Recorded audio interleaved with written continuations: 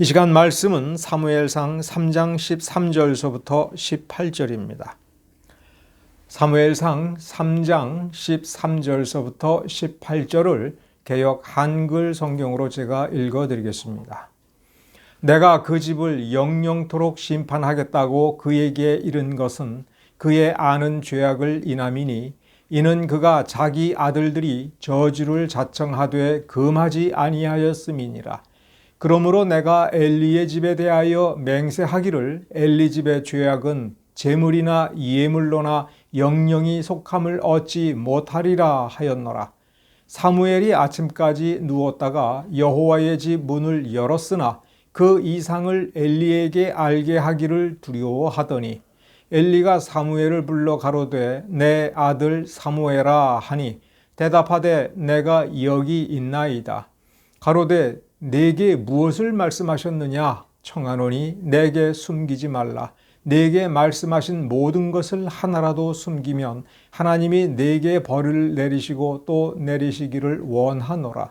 사무엘이 세세히 말하고 조금도 숨기지 아니하니 그가 가로되 이는 여호와 신이 선하신 소견대로 하실 것이니라 하니라. 아멘. 하나님의 말씀이 무엇인지 우리는 늘 조심스럽게 생각을 해야 됩니다. 하나님의 말씀, 즉 기록된 66권 성경 말씀이 그 자체가 무엇인가를 우리는 정확하게 알아야 됩니다. 정확하게 알아야 한다는 것은 그 문장과 내용이 무엇을 우리에게 가르치는지를 꼼꼼하게 살펴서 알아야 한다는 그 정도 수준을 훨씬 뛰어넘습니다. 태도의 문제입니다. 우리가 말씀을 읽고 해석하지만 이 성경 말씀, 즉 하나님의 말씀은 우리 손에 붙잡혀 있어서 우리가 원하는 대로 마음대로 펼쳤다 덮었다 그렇게 볼 수 있기도 하지만, 그리고 우리의 능력과 지성을 다하여 성경 말씀을 해석하지만, 성경 즉 하나님의 말씀은 우리가 손에 붙들고 우리 마음대로 쥐락펴락할 수 있는 그런 대상물이 아니고 우리의 능력으로 해석하는 어떤 대상물이 아닙니다. 성경은 세상의 유일하고 독보적인 책입니다. 이와 같은 책은 세상에 존재하지 않는 것은 바로 하나님께서 자기를 우리에게 보여주시는 그러한 말씀이기 때문에 그러합니다. 성경이 무엇을 우리에게 가르치는가를 정확하게 알아야 한다는 것은 우리가 원하는 대로 해석해도 되고 우리가 원하는 대로 적용해도 된다는 것이 아니라 하나님께서 우리에게 주시는 말씀을 삼가하는 태도로, 성경이 우리에게 들려주시는 그 말씀이 살아있고 영원하시고 거룩하시고 위엄이 있는 하나님의 말씀을 듣는 그 경청하는 자세로 그 말씀을 듣는, 그래서 그 말씀에 의하여 우리가 해석이 되고 우리에게 깨우쳐 주는 것을 있는 그대로 받아들이는 그런 자세가 우리 몸에 그대로 익혀져야 하는 것입니다. 하나님의 말씀이 우리에게 생명의 말씀이라고 한다면 우리는 조금도 소홀한 태도로 이 말씀을 대해서는 안 될 것입니다. 믿음이란 무엇입니까?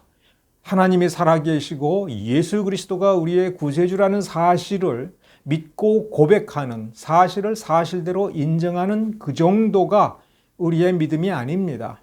우리의 믿음은 이 말씀을 통해서 말씀하시는 하나님을 뵙고 그의 위엄과 영광을 감히 우리가 넘보지도 못하고 다가갈 수도 없는 그것 때문에 떨고 두려워하면서 그 말씀을 경청하고 그 말씀에 우리를 복종시키는, 그것이 하나님의 말씀을 정확하게 보는 기본적인 자세인 것입니다. 그런 자세로서의 믿음을 성경이 우리에게 가르쳐주고 있다고 하는 것을 우리는 항시 명심하고 있어야 하는 것입니다. 사무엘상 1장서부터 3장에서는 믿음이 있는 가정과 믿음이 없는 가정, 하나님을 참으로 경외하는 가정과 하나님을 제대로 경외하지 않는 제사장 가문에 대해서 교대로 비교하면서 우리에게 과연 무엇이 참된 믿음이며 하나님을 경외하는 자가 어떠한 자세를 가지고 있는 것인지를 가르쳐 줄 뿐만 아니라 참된 믿음을 가진 자에게는 하나님께서 어떻게 상을 주시고 거짓된 믿음, 사리사욕을 채우고 하나님을 임의로 그저 대상물로 그리고 자기 자신을 주권자인 것처럼 여기고 그렇게 외람되고 잘못된 자세를 가지고 있는지 조금도 깨달을 생각도 하지 않는 그 가문에 대해서 어떻게 벌을 주시는지에 대해서 쓰고 있습니다. 그런 점에서 하나님은 공평하신 분입니다. 상 주실 만한 자에게 상을 주시고 벌을 주실 만한 자에게 벌을 주신다 하는 것이고, 하나님께서 그와 같이 상과 벌을 주실 때에는, 그리고 하나님께서 은혜 베풀 자에게 은혜 베풀고 자비를 베풀 자에게 자비를 베풀고 벌을 가할 자에게는 어떻게 가하시는가에 대해서 조금도 빈틈이 없이, 어그러짐이 없이, 억울함이 없이 공평하게 처사하는 그 하나님을 우리에게 보여주고 있는 것입니다. 사무엘상 3장 1절서부터 3절을 우리 한번 살펴봅시다. 아이 사무엘이 엘리 앞에서 여호와를 섬길 때에는 여호와의 말씀이 희귀하여 이상이 흔히 보이지 않았더라 라고 할 때에, 이것은 하나님께서 자주 꿈에 나타나시거나 어떤 특별한 사건을 통해서 계시를 안 주시는 하나님의 주권에 속한다는 것을 의미하지가 않습니다. 하나님의 말씀, 여호와의 말씀은 항상 있어 왔습니다. 시내산에서 돌판에 적어서 우리에게 주신 그 말씀, 사도와 선지자들을 통해서 우리에게 주신 말씀을 또 영감과 특별한 보호와 인도하심을 통해서 우리에게 66권 성경을 기록하여 주실 때에 이 말씀은 항상 우리 가운데에 있는 것입니다. 여호와의 말씀이 희귀하여 이상이 흔히 보이지 않는다라고 하는 것은 당시 사람들, 당시의 제사장이 하나님의 말씀을 그와 같이 경외하는 마음으로 살펴보지 아니했다 하는 것입니다. 따라서 깨달음이 없는 것이고 하나님의 말씀대로 올바로 행하는 삶이 없는 것입니다. 엘리의 눈이 점점 어두워졌다라고 하는 것이 그것을 의미합니다. 자연적 인간의 눈, 엘리의 눈이 어두워진 것이 뭐가 중요해서 성경에 쓰겠습니까? 엘리의 눈이 점점 어두워지니 앞이 분별이 안 된다라고 하는 것을 이 문장을 통해서 가르쳐주고 있습니다. 더욱 이상한 것은 그가 자기 처소에 누웠고 하나님의 등불은 아직 꺼지지 아니하였으며 사무엘은 하나님의 궤에 있는 여호와의 전 안에 누웠더니, 엘리의 잘못이 무엇인가를 지적해주고 있습니다. 하나님께서는 이것을 잘못이라고 굳이 따지지 아니하시는 것은 이 시대의 죄악성은 이거보다도 훨씬 심각하고 훨씬 위험한 죄가 만연해 있기 때문에 오히려 이 죄는 너무나도 가볍게 여겨질 정도라 하는 것입니다. 엘리의 죄가 여기에서 무엇인가를 한번 봅시다. 출애굽기와 레위기 신명기를 읽어보면 여호와의 언약궤 앞에는 함부로 들어갈 수가 없습니다. 거기에 들어가서 누워서 자면 하나님께 가까이 자서 하나님께서 더 말씀과 능력으로 역사하실 그런 상상을 해서는 안 됩니다. 여호와 궤 앞에서는 사람이 쉬어서도 안 되고 누워서도 안 되는 겁니다. 여호와를 섬기기 위한 제사장 옷 밑에 달아놓은 방울이 쉴 새 없이 딸랑거려야 그가 참으로 사는 것입니다.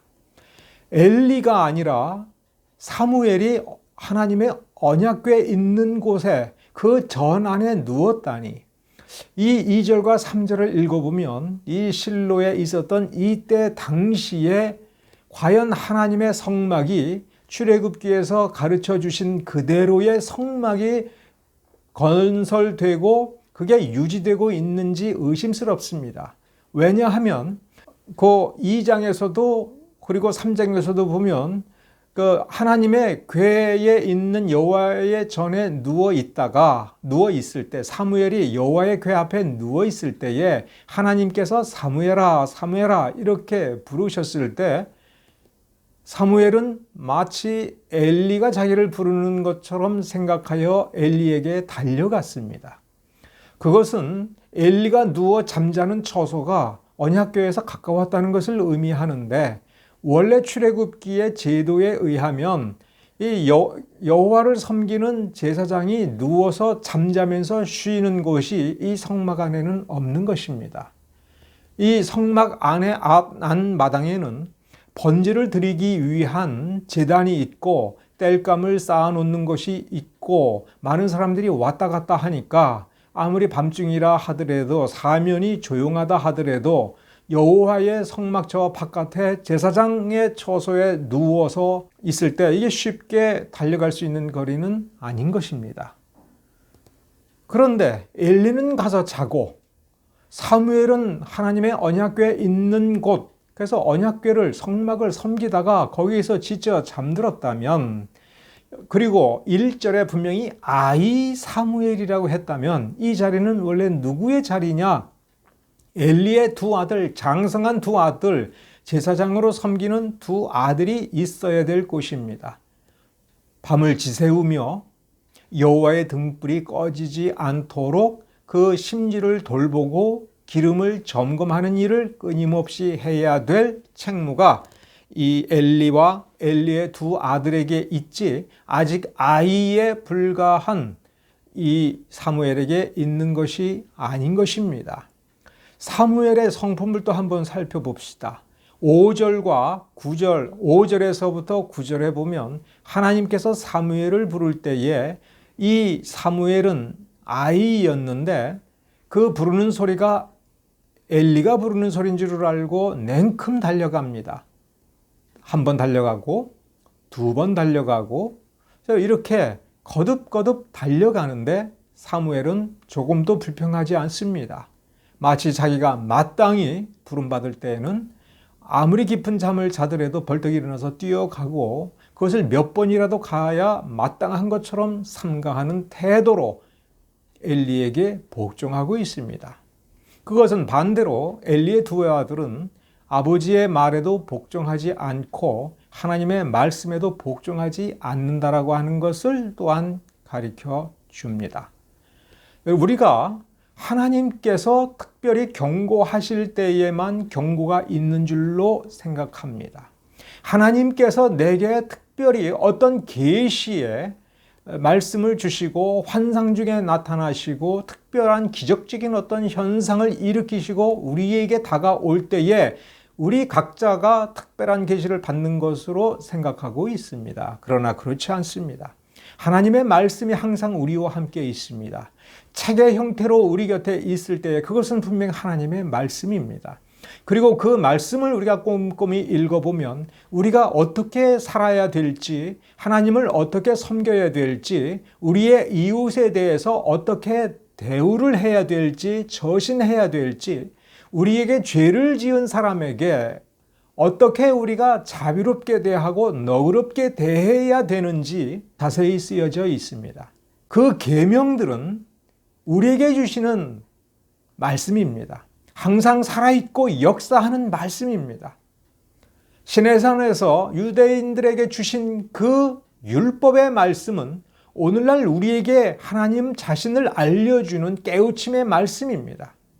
그 말씀에 약속이 담겨져 있다고 해서 그 약속만 우리에게 약속되어진 것이 아닙니다. 그 말씀 전체를 순종하는 마음으로, 하나님을 경외하는 마음으로 지키고 살아갈 때에 우리에게 약속된 축복을 주시겠다라고 하는 것이 하나님의 가르침입니다. 우리가 하나님의 말씀을 소홀히 하면 벌을 주시겠다라고 하는 것 또한 약속되어 있습니다. 어떤 특별한 명령을 주시고 그 명령을 하면 내가 네게 상을 주겠다라고 하는 것은 특별하지만 그것보다도 더 위대한 것은 일반 명령입니다. 66권 성경 그 자체가 우리에게 주시는 명령이며 그 자체가 우리에게 주시는 경고인 것입니다. 그 말씀, 계명의 말씀을 그대로 순종할 때에 우리에게 상을 주시겠다라고 할 때에는 그렇지 아니하는 자에게는 벌을 주겠다라고 하는 것이라는 점에서 하나님의 말씀 자체에서 어떤 벌을 우리에게 규명했다고 해서 그 조항에 저촉이 될 때에만 우리에게 주시는 경고의 말씀이 아니라 그 말씀 자체, 그 말씀 전체가 우리에게 약속인 동시에 경고이며 그 말씀이 우리와 함께 한다는 점에 있어서는 그것은 곧 심판에 대한, 처벌에 대한 약속이며 경고이며 시련이다라고 하는 것입니다. 하나님의 말씀이 우리에게 있음으로 해서 우리에게는 이미 사실상 심판받은 것과도 마찬가지인 것이고, 우리가 회개한다면, 그래서 말씀을 의지하여 하나님의 경외하는 그 마음으로, 그러니까 말씀에 의지하여 하나님을 경외하는 그 마음가짐으로 되돌아가고 우리의 삶을 바로 잡았다면 우리는 다시 하나님의 축복 안에 들어가 있는 셈인 것입니다. 우리는 그러한 자세를 명백하게 유지하고 있는지를 우리가 스스로 깨달을 줄을 알아야 되는 것입니다. 본문에서 말하는 엘리 집안의 죄악에 대해서 우리 한번 생각해 봅시다. 아니, 이 본문, 오늘 우리가 읽은 본문은 사무엘상 2장 27절서부터 36절을 가리킵니다. 그 내용을 우리가 간단히 쭉 훑어보면 하나님께 드리는 번제를 더럽혔다. 그리고 성막에서 제사를 수종드는 여인들과 간음을 했다. 이런 정도의 내용이 있고 그런 죄를 범하였기 때문에 하나님께서는 엘리와 그 두 아들에게 벌을 주시겠다라고 선언하고 이렇게 경고를 했고 또 거듭 경고를 했다라고 하는 것을 우리가 그렇게 생각을 해서는 안 됩니다. 먼저 모세오경, 구약 성경 그 자체가 엘리와 그 가족에 대한, 그리고 이스라엘 전체에 대한 경고의 말씀입니다. 이미 그 자체로 경고가 없었어도 경고가 있는 것이고, 하나님의 사람이 와서 엘리에게 내가 왜 그렇게 하고 왜 내 자식들을 하나님보다 더 사랑하여 하나님께 드리는 그 번제, 즉 제사장 직무를 더럽히느냐라고 경고할 때에 그것은 두 번째이며, 사무엘을 통해서 엘리 집안에 대한 심판을 선언하실 때에 그것이 엘리의 귀에 들어졌을 때의 세 번째 경고인 것입니다. 주목할 것은 엘리는 회개하지 않았습니다. 아니, 회개할 그 마음이 그에게서는 하나도 남아있지 아니한 것을 우리는 성경에서 확인할 수가 있는 것입니다. 하나님의 사람이 이 엘리에게 와서 조상 얘기부터 합니다. 여호와의 말씀에 너희 조상의 길이 애굽에서 바로의 길에 속하였을 때에 내가 그들에게 나타나지 아니하였느냐라고 하는 것을 엘리는 스스로 깊이 깨달아야 됩니다. 이 이스라엘 사람들이 애굽에서 종노릇할 때에 하나님께서 모세를 보내어서 꺼내어줬다, 지금 그 얘기를 하시고자 하는 것이 절대로 아닙니다. 광야 생활을 할 때에 아론을 대제사장으로 하나님께서 세워주셨습니다. 아론에게는 네 아들이 있었는데 첫째와 둘째는 잘못된 불을 들이다가 하나님께로부터 심판을 받아서 광야에서 멸망을 당했습니다. 이제 셋째 아들과 넷째 이다말이 있었는데 그 아론의 손자 비느하스는 셋째 아들의 아들입니다. 그 비느하스가 모압 평원에서 하나님께 충성한 것 때문에 하나님께서 영원한 소급 언약을 이 비느하스하고 맺으면서 대제사장 직책을 아론의 셋째 아들의 혈통에 고정시켜 두었습니다. 그렇다면 지금 이 시대에 엘리가 아니라 그 엘르아살과 비느하스의 후손들이 대제사장 역할을 하면서 이 실로의 성막을 지키고 하나님께 드리는 번제 전체를 주관하고 통솔을 했어야 마땅한데 어찌된 영문인지 이다말의 후손인 이 엘리가 마치 대제사장의 역할처럼 이 자리를 차지하고 있는 것입니다. 하나님께서 비느하스의 후손에게 대제사장직을 주겠다, 참된 제사장직을 주겠다 하지만 그 자리를 이다말의 후손인 엘리가 차지할 때 하나님께서는 그걸 너그럽게 그냥 받아주셨습니다. 이것만 생각해 본다면 엘리와 그 두 아들은 하나님께 얼마나 충성을 하고 하나님을 얼마나 사랑했어야 마땅합니까? 그럼에도 불구하고 자기 자식들이 하나님께 드리는 번제를 회방하고 망가뜨려서 백성들에게 참된 경외심을 가르쳐 주지는 못할 망정 하나님께 드리는 제사와 하나님께 드리는 거룩한 종교를 소홀히 여기고 무시하고 멸시하는 지경에까지 이르렀던 것입니다. 그것을 내버려둔 백성들의 잘못도 있지만 무엇보다도 자식을 가르치지 못한 엘리의 죄가 또한 있습니다. 엘리의 진짜 큰 죄는 무엇입니까? 사실 자식을 못 가르친 죄가 아닙니다. 자식들을 더 이상 가르칠 수 없고 자식들은 하나님께 드리는 제사를 온전하게 드리는 그 헌신의 뜻을 두지 않고 사리사욕을 채우는 데만 관심을 기울이고 음란하며 다른 많은 사람들을 실족하게 한다는 것을 알면서도 그 자리를 막지 못했습니다. 아니, 막지 아니했습니다. 사랑하는 자신의 자식들이 굶어 죽을까봐 이 제사장 직분을 행하지 못하고 그래서 편하게 수익을 얻지 못하게 될 일이 걱정스럽고 심지어 그 제사장 직분을 대를 이어서 자신의 손자로 증손자로 이어지는 것을 더 확실하게 하고 이 직분을 아론의 셋째 아들의 계열 비느하스의 후손에게 되돌아가는 것을 두려워했다 하는 것입니다. 그러면 똑바로 해야죠. 그리고 이 엘리 곁에는 누가 있습니까? 충성스럽고 경외심이 풍부한 사무엘이 있습니다.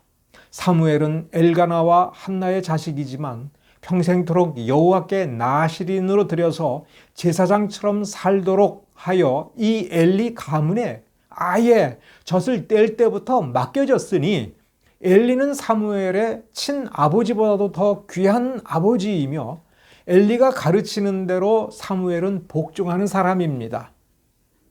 사무엘이 있었고 또 다른 혈족들이 분명히 있었을 것입니다. 그러나 자신의 친아들들이 너무나도 귀했습니다. 그래서 그들이 끝까지 제사장 직분을 차지하도록 내버려 두었습니다. 아니, 욕심을 부렸습니다. 이것은 무엇을 의미합니까? 하나님께서 아론의 혈통에게 셋째 아들과 넷째 아들에게 제사장 직분을 부여했다 하더라도 그 자리에서 무엇을 어떻게 해야 될까라고 하는 것을 하나님의 말씀에서 살펴보고 그 말씀에서 하나도 어긋나지 않게 하나님을 섬겼어야 되는 것입니다.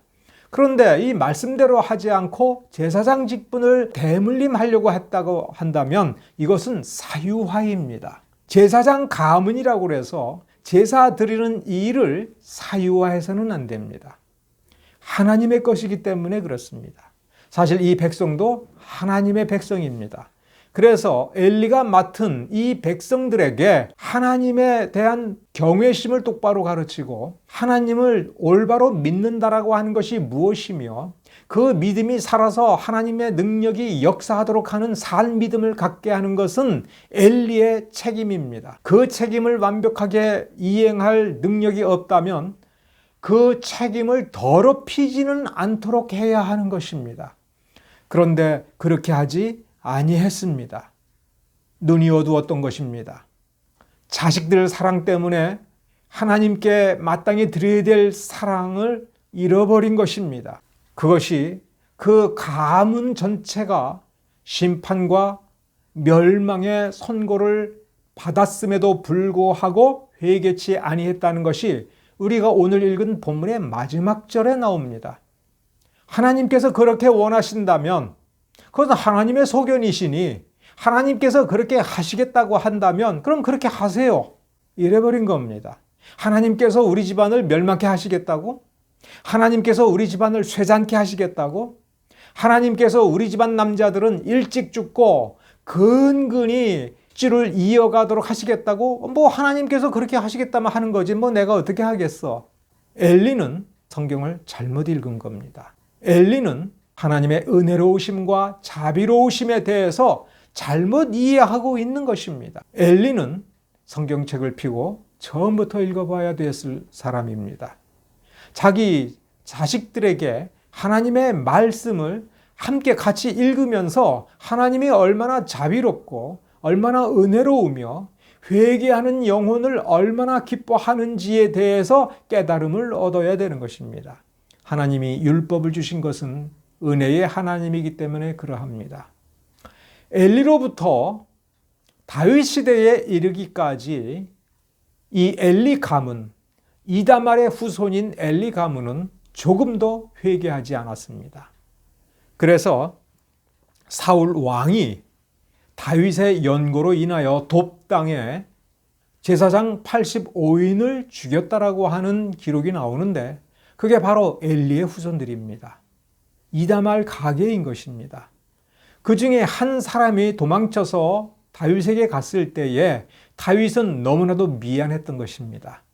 골리앗의 칼을 다윗에게 넘겨주고 떡덩이를 다윗에게 주었기 때문에 돕당의 제사장 85인이 죽고 그 집안에서 단 한 사람의 제사장만 살아남은 것이 너무나도 미안해서 그를 제사장으로 남겨두고 그를 나중에 언약궤를 다윗성에 가져다 놓고 제사장들을 24반차로 나눌 때에 그 돕당의 제사장의 마지막 남은 후손을 대제사장 사독과 더불어서, 즉 비느하스의 후손 사독과 더불어서 대제사장으로 나란히 세워 두었습니다. 그것이 다윗이 베푼 은혜이고 하나님이 베푼 은혜인 것입니다. 그럼에도 불구하고 이 제사장 아비아달은 아도니아 편에 들어서 솔로몬을 물리치고 아도니아를 왕으로, 다윗의 뒤를 잇는 왕으로 세울 때에 그 아도니아 반란에 가담을 했던 것입니다. 다윗의 마음을 살피지 아니했고 하나님의 뜻을 살피지 아니했습니다. 그래서 솔로몬이 왕이 되었을 때에도 아도니아 편을 들어서 반란을 일으킨 것에 대해서 책임을 묻되 죽이지는 않고 파면을 시켰습니다. 영원히 제사장 직분을 수행하지 못하도록 파면을 시켜서 이 이다말 가문의 제사장들은 이후로 역사에 등장하지 않고 완전히 사라졌습니다. 하나님께서 경고하고 심판한다고 했을 때에 우리는 엘리와 두 아들이 한날 한시에 죽은 것만을 기억을 합니다. 엘리가 그 집안에 대해서 죄를 지어서 그 집안이 하나님의 경고를 받았을 때에 하나님께서 얼마나 자비로우시면서도 결국 그 경고를 이루시고 약속하신 심판을 이루시는지를 살펴보는데 우리가 소홀히 한다면 하나님께 대하는 우리의 경외심에 문제가 있는 것입니다. 하나님은 틀림이 없는 분입니다. 하나님은 이와 같이 우리에게 말씀하시고 말씀하시는 대로 행하는 분임을 우리는 기억해야 됩니다. 사무엘이 위대하다라고 했을 때에 사무엘을 통해서 왕정이 시작되었다라고 하는 그것이 혹은 그것만이 중요한 것이 아니라 사무엘이 이렇게 어린 시절부터 하나님을 섬김에 있어서 최선을 다하고 조금도 불평불만하지 않고 삼가하는 태도를 가진 것에서 우리는 배움을 얻어야 됩니다. 사무엘이 아직 어렸을 때에 엄마 품이 얼마나 그리웠겠습니까? 그러나 그 아이는 아이 때부터 언약궤 앞을 떠나지 아니하고 밤새도록 거기에서 졸고 자거나 하면서도 그저 엘리가 시키는 대로 하나님의 말씀을 지켰습니다. 하나님의 때가 아니었을 때에는 에베네셀 1차 전쟁에서 언약궤를 빼앗기고 하나님을 온전히 섬기지 못하는 그 역사 20년 동안 침묵하면서 그 때를 기다려온 삼가하는 태도를 가졌습니다. 하나님께서는 사무엘에게 칼을 주지 아니했습니다. 군대를 주지 아니했습니다. 그러나 사무엘에게 말씀을 주었을 때에 사무엘은 그 말씀을 참으로 온전히 온 마음으로 받아들이고 경외하는 태도를 가졌기에 그 말씀의 사람이 되었던 것입니다. 그럼으로써 사무엘은 능력을 발휘한 것을 우리가 기억을 해야 됩니다. 사무엘상 3장 말씀, 우리의 본문 말씀을 보면 엘리가 이미 알고 있는 죄악 때문이라고 선언하고 있습니다. 그런데 14절을 보면 내가 엘리의 집에 대하여 맹세하기를, 하나님께서 맹세하기를, 엘리 집의 죄악은 재물이나 예물로나 영영이 속함을 얻지 못하리라 라고 하는 말씀을 우리는 하나님을 경외하는 마음으로 성경을 충분히 받아들이고 이해하는 마음으로 들여다볼 때에 엘리는 절대로 용서받지 못한다는 말씀을 해주시는 것이 아닙니다. 재물이나 예물이 아니고 무엇으로 회개를 하면 되겠습니까? 마음으로 회개를 하면 됩니다. 하나님께 은혜를 구하고 자비를 구하는 마음으로, 통회하는 마음으로 하나님께 나아가 엎드리고 자기가 하나님의 말씀을 어떻게 지키면 되는가에 대하여 깊이 이 말씀을 읽어보면서 성찰을 하는 것에서 답을 찾을 수가 있는 것입니다. 오늘날 우리는 그렇게 합니까? 우리가 무언가 잘못을 행한 것이 있고 우리가 뜻하는 바대로 무언가 이루어지지 아니하였을 때 자기 스스로 생각하면서 내가 뭘 잘못했는가? 내가 뭘 더 하면 되는가? 하나님께서 왜 나에게 이런 말씀을 안 주시는가? 뭘 어떻게 하면 좋을지 나한테 말씀해 주면 좋으련만 하나님은 말씀하지 아니하시는구나, 이렇게 생각이 됩니까? 그럴 때 우리는 성경을 펴야 됩니다. 내 마음대로 해석하기 위해서가 아니라 하나님께서 이 말씀을 통해서 우리에게 말씀을 들려주시는 그 세미한 음성을 하나라도 놓치지 않겠다라고 하는 마음가짐을 가지고 처음부터 끝까지 하나님의 말씀을 살피면서 이 말씀이 가르치는 도리, 이 말씀이 가르치는 사람다운 자세, 신자다운 자세 중에 어느 것 하나라도 내가 놓치는 것이 있는가라고 하는 경외하는 마음을 가지고 주의 말씀을 대한다면 이 말씀이 우리를 바로잡아 줄 것입니다. 이 말씀은 하나님의 말씀입니다. 이 말씀은 능력의 말씀입니다. 이 말씀은 자비의 말씀입니다. 은혜의 말씀입니다. 우리는 이 말씀의 백성입니다. 우리가 말씀을 가졌기 때문이 아니라 이 말씀이 우리를 구원해내고 우리를 붙잡아주고 우리를 고쳐주고 하나님 앞에 온전히 세워주는, 살아서 역사하는 그러한 말씀인 것입니다. 우리가 중병이 걸렸습니까? 골수에 암이 있습니까? 영적인 암이 있습니까? 이 말씀이 성령의 역사로 더불어서 우리를 수술해 줄 것입니다. 골수를 쪼개기까지 하면서 우리를 바로잡아 하나님 앞에 엎드리게 할 것입니다. 우리는 말씀을 그와 같이 신뢰해야 됩니다. 66권 성경의 말씀은 살아계신 하나님의 말씀이며 우리에게 주시는 그 자체로 경고이며 우리에게 주시는 약속이며 우리에게 주시는 심판이라고 하는 것을 여러분 기억하시기 바랍니다. 성경이 우리에게 주어졌다고 해서 우리는 성경을 나의 개인 물건처럼 취급해서도 안 됩니다. 사유화는 있을 수가 없습니다. 우리가 모여서 예배를 드리는 이 무리가 하나님의 교회라고 생각한다면 그것은 어떤 누구도 사유화할 수 없습니다.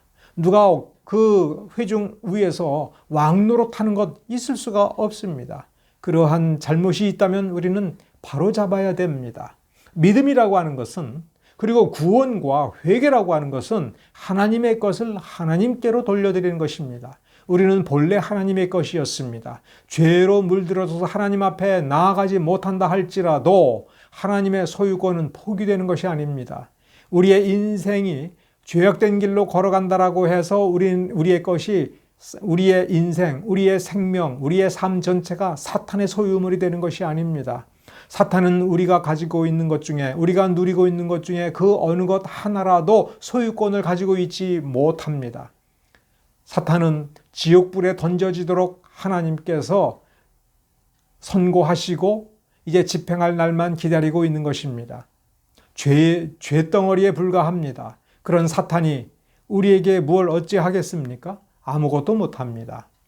그런데 우리가 사탄을 쫓아간다면 하나님의 것을 하나님의 것이 되지 못하게 하는 것과 마찬가지입니다. 우리의 욕심대로 예배를 드리고 우리의 성공을 위하여, 우리의 향락을 위하여, 우리의 배를 위하여 신앙을 붙잡고 교회를 붙들고 있다면 그것은 더럽고 추한 사유화에 불과한 것입니다.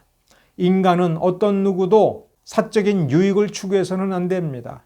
오늘 본문 말씀을 잘 읽어보면 하나님께서 아론의 후손들을 택하여 하나님의 분깃을 먹고 누리고 풍성한 삶을 살도록 해 주셨다면 그것은 참으로 감사해야 될 일인 동시에 그 어느 것 하나라도 사사롭게 자신의 욕심대로 해 나가서는 안 된다라고 하는 것을 깨닫고 유지해야 됩니다. 사유하는 자, 사적인 이익을 추구하는 자, 신앙의 이름으로 혹은 자기 자신의 이름으로 하나님의 것을 찬탈하는 자, 하나님께서 받으셔야 될 영광을 가로채는 자의 미래는 종말밖에 없다. 심판밖에 없다. 그것이 지금 당장 이루어지지 않는다 할지라도 하나님은 기필코 그리하실 것이다 라고 하는 것을 기억합시다. 그러면 반대로 뒤집으면 하나님을 사랑하는 자, 하나님을 사랑하기에 수고를 다하고 마음을 다하는 자는 하나님께서 기억하셨다가 기필코 은혜를 베푸신다라고 하는 것을 여러분 기억하시기 바랍니다. 하나님은 오늘 우리가 하나님께 드리는 참된 예배,